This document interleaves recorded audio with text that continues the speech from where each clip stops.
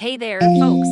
Today, we've got some breaking news that's shaking up the political landscape. Donald Trump, the former president, just experienced a stunning upset on Super Tuesday in the state of Vermont.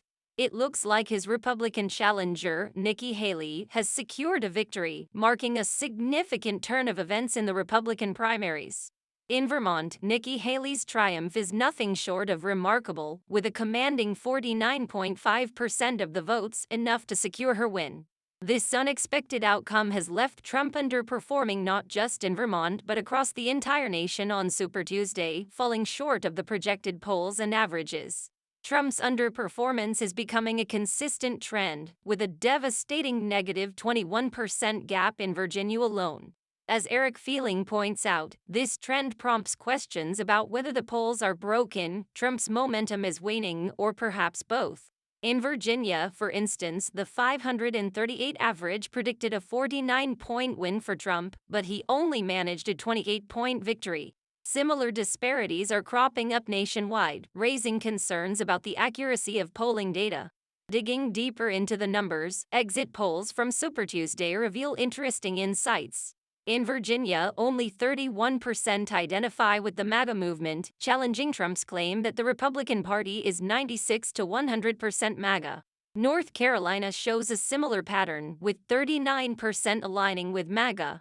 Nikki Haley voters in North Carolina send a clear message. 56% were voting against Trump, not necessarily for Haley. Astonishingly, 66% of them question Trump's fitness to serve, revealing a significant loss of support from moderate conservatives. As the Republican Party grapples with internal divisions, Trump's strategy to eliminate moderate Republicans faces challenges.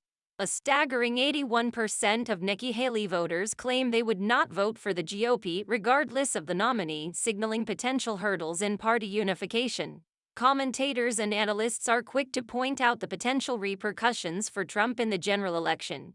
Exit polls across California, North Carolina, and Virginia indicate a considerable percentage of GOP voters who won't guarantee their vote for the nominee.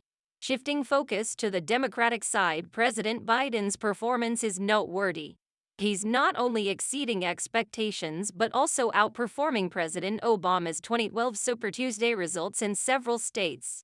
Now, let's delve into the Republican unity challenges highlighted by the post-Super Tuesday landscape. CNN's Man Ryu points out a significant statistic. 81% of Nikki Haley voters are not automatic votes for the GOP. This poses a considerable obstacle for the party, and as noted by commentator Molly Jung-Fast, these numbers could spell trouble for Trump unless addressed. Senator Tommy Tuberville, a staunch MAGA Republican from Alabama, takes an aggressive stance by labeling moderate conservatives as Democrats. However, this strategy might face resistance considering the potential consequences outlined in exit polls and voter sentiment across multiple states. In a speech in Richmond, Virginia, Donald Trump makes it clear that moderate Republicans are no longer welcome in the party. He emphasizes purging figures like Romney, signaling a potential schism within the GOP.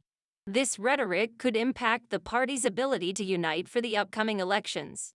The Republican nominee for governor in North Carolina, Mark Robinson, emerges as a significant figure. However, his controversial statements and extreme views, including Holocaust denial and derogatory remarks, raise questions about the party's direction. With Robinson now in a prominent position, the Republican Party faces challenges in presenting a united front. Turning our attention back to President Biden's performance, his strong margins in key states like Alabama, Arkansas, Massachusetts, and North Carolina indicate widespread support. The numbers present a formidable challenge for the GOP, requiring a strategic reassessment to counter Biden's popularity. While celebrating victories, it's crucial to acknowledge the work ahead for the pro-democracy community. Outreach to moderate conservatives and Republicans who prioritize democracy becomes essential in the face of an election that seems to hinge on democracy versus dictatorship, normalcy versus chaos. The concern over Republican unity deepens as Karl Robes, speaking on Fox, emphasizes the need for Team Trump to address the challenge of unifying the party. With substantial portions of the vote going to Nikki Haley in states like Virginia, Massachusetts, and Vermont, the GOP must find common ground to present a cohesive front in the upcoming elections. North Carolina emerges as a crucial state to watch, not only for the surprising results in the primaries but also due to the nomination of Republican Lieutenant Governor Mark Robinson for governor. Despite President Biden's loss in North Carolina in 2020, the rise of controversial figures within the party raises questions about the state's political landscape. As the data unfolds, it becomes clear that Trump's support base is narrowing, with a growing percentage of voters expressing reservations about his fitness for the presidency. The unprecedented data, such as 66% of Nikki Haley voters questioning Trump's mental and physical fitness, indicates a shifting dynamic within the Republican electorate.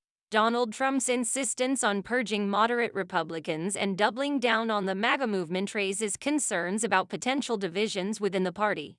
The rejection of moderate voices may impact the GOP's ability to appeal to a broader voter base in the general election, posing challenges for the party's overall electoral strategy. Amid these developments, the call for pro-democracy outreach becomes even more critical. The election, framed as a battle between democracy and dictatorship, normalcy and chaos, requires concerted efforts to engage with moderate conservatives and Republicans who value democratic principles. In conclusion, Super Tuesday has set the stage for a political landscape fraught with uncertainties and challenges. The unexpected results, coupled with divergent sentiments within the Republican Party, create a narrative that goes beyond conventional political analysis. As we navigate this evolving landscape, stay tuned for further updates, in-depth analyses, and real-time insights. Remember to subscribe for continuous coverage of the unfolding political drama. Thanks for being part of the conversation with us.